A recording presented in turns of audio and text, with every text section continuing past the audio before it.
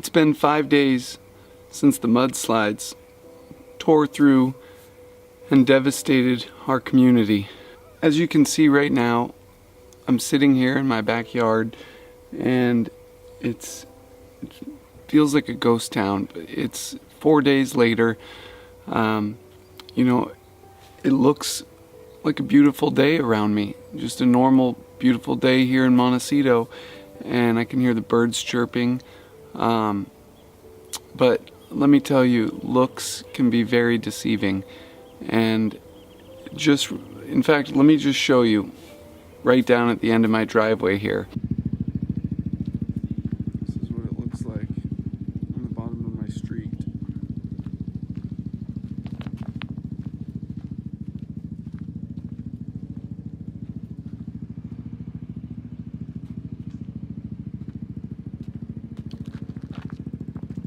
We've got no services.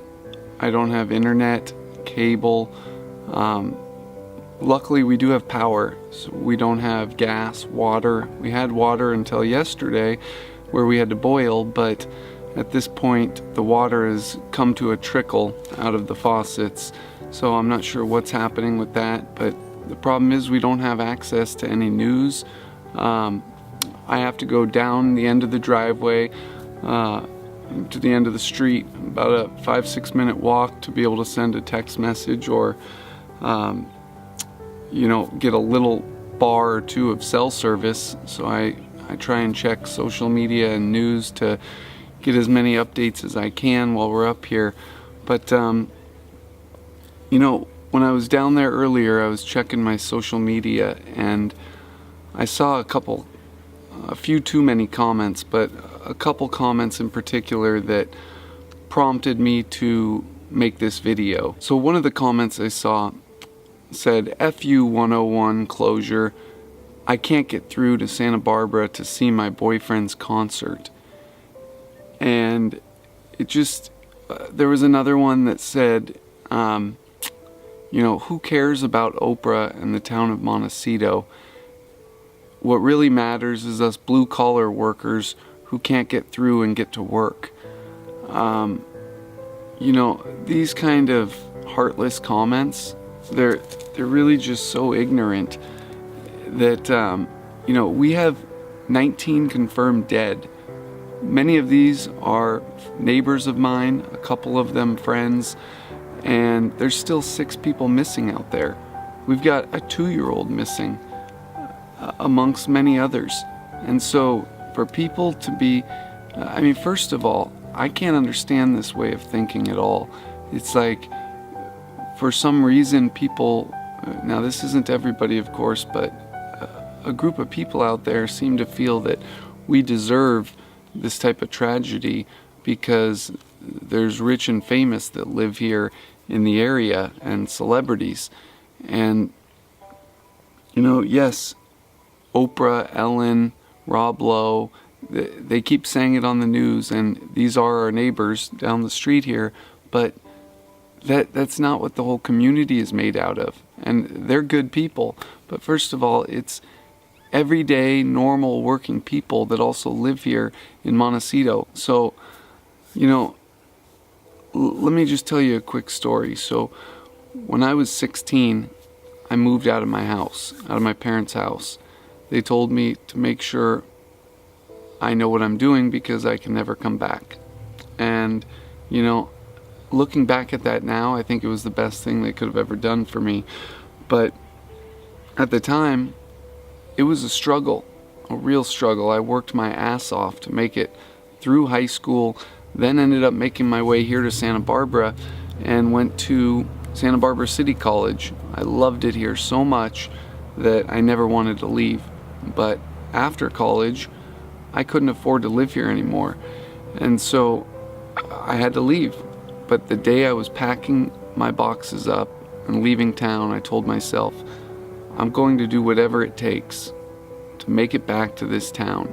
And I had a dream to have a house up on the hill in Montecito overlooking the ocean. 12 years later, I made it. Now, that was due to a ton of hard work. I put everything I had to keep my great-grandmother's legacy alive. And that's what I've been doing for the last few years here in Montecito, since 2014 actually. Everything was going great. 2017 seemed to be an incredible year. Then came the Thomas Fire. Now you may have heard of the Thomas Fire. It struck in early December, right in the holiday season. We were evacuated from our house for 12 days. We've got my wife's pregnant. My first unborn son is on the way. So you can imagine the struggles that we endured through that month of not having a home, going from one Airbnb to another. But we love this community. Many people up in the hills here lost their homes. We were fortunate enough to make it through that and get back. And you know what? We decided we were going to take the new year. We left just before New Year's to go to Hawaii, our baby moon, and also really to just rejuvenate and get our minds straight. And I was really getting pumped up, having a great time in Hawaii, thinking about how incredible this year of 2018 is going to be. Coming back from Hawaii, again, I'm super pumped up, ready to crush it in 2018. The day we get back, we're devastated by the mudslides. It makes you really sit back and think, you know, I'm human. I'm thinking, why?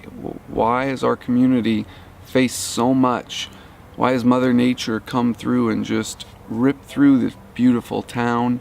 And, you know, I didn't have an answer, but I did know that everything happens for a reason. And I'm sitting there yesterday in my unborn son's room, staring at the wall. I had an interview to get to. It was one of the biggest interviews of my life and was going to hopefully change the course of our business, because a few months back in August, unfortunately we had a news report that came out telling people that copper was dangerous for them. Well, that was proven false, but it did its damage and it harmed our business pretty good. So that's why in December, the holidays are a critical time for our business. We generate the most of our revenue during that time, and so the Thomas Fire, of course, wiped us out. We were unable to get things in and out, and it hurt many other businesses in town, not just mine by any means. But that's why it was so important to get back here and fight back for 2018. And so when this happened, you know, I had that interview to get to with ABC News. It was a Skype interview. I had to get out of here, but there was no way out. The roads are closed. There's boulders all in the middle of the roads, covered in mud. The freeway's closed, and I've got no internet, no way to do anything.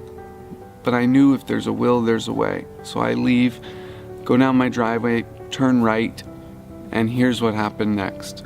Hi, I'm Sergeant Vincent with the California Highway Patrol. He's trying to go north right now, and there is no way for him to get there at the moment. I have no idea how long it's going to be before they get the side roads open. I got a couple bridges out, trees down, and just so much mud on the road. He can't go north up to Santa Barbara from here. So I ran into the police officer and I couldn't get past. I turned back around and I start exploring for another dirt road. I find a path, I make it through up into the hills, and long story short, about 2 hours later, I make it down into Ventura to a coffee shop that had internet. This is normally a 20-minute drive from my house. It took just over 2 hours. I made it with 10 minutes to spare. Had an incredible interview, by the way. So, you know, we'll see. We'll see if it gives us the boost that we really need to survive, because, again, we're starting the new year and we're wiped out. My business can't receive product. We can't ship product out to customers. I can't get to my office, which is only 5 miles away, but we have no idea when the roads will open or when I'll be able to get up there either. So the point of telling you this whole story is just that no matter how bad things get or seem to be, if I do everything humanly possible, that's all I can do. And the rest will work itself out. I've had that mentality, and I'll keep that mentality. We're all in control of our own destiny. And if there's a will, there's a way. You know, our incredible community of Montecito is filled with people that have that exact same mentality. And it's people who have faced their challenges and their fears head on, and they've overcome all of the adversity that's come their way, and they've made their dreams a reality. And I'm proud to live in this community. There's no community stronger. We've already begun to come together and rebuild this community, help those who have lost their families and their homes and businesses alike. You know, and we're going to be stronger than ever before. And just like the old saying goes, this too shall pass.